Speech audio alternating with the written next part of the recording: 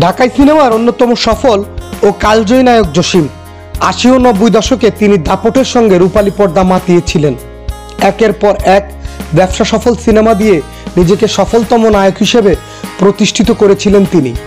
তাকে দেশের অন্যতম অ্যাকশন ঘরানার সিনেমার পথিকৃৎ হিসেবে বিবেচনা করা হয়। একমাত্র নায়ক জসিমই চলচ্চিত্রে ভিলেন থেকে একজন সফল নায়ক হিসেবে আবির্ভূত হয়েছেন। ১৯৫০ সালের ১৪ই আগস্ট ঢাকার নবাবগঞ্জের বক্সনগর গ্রামে তিনি জন্মগ্রহণ করেন। তার পুরো নাম আবুল খায়ের জসিম উদ্দিন।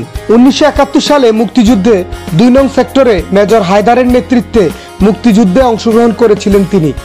তার অভিনীত প্রথম সিনেমার নাম দেবর। তবে নায়ক হিসেবে রূপালী পর্দায় ধরা দেন মোকাবেলা সিনেমাতে অভিনয়ের মধ্যে দিয়ে। চলচ্চিত্রের দীর্ঘ ক্যারিয়ারের জীবনে তিনি নায়ক হিসেবে ১২০টিরও বেশি সিনেমাতে অভিনয় করেছেন।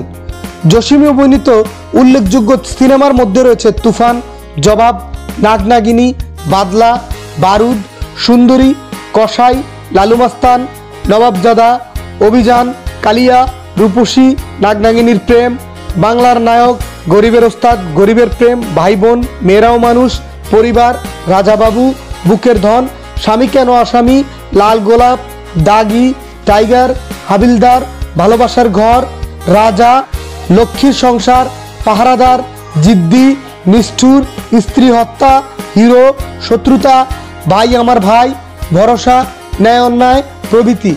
নায়কের পাশাপাশি খলনায়কের ভূমিকাতেও তাকে অভিনয় করতে দেখা গেছে প্রায় ৭০টি সিনেমাতে। ব্যক্তিগত জীবনে নায়ক জসিম প্রথম বিয়ে বন্ধনে আবদ্ধ হন এদেশের খ্যাতিমান নায়িকা সুচরিতার সঙ্গে। এরপর তিনি দ্বিতীয় বিয়ে করেন বাংলাদেশের আরেক নায়িকা নাসরিনকে। নায়িকা নাসরিন বাংলাদেশের প্রথম সিনেমা মুখ ও মুখোশের নায়িকা পূর্ণিমা সেনগুপ্তের মেয়ে।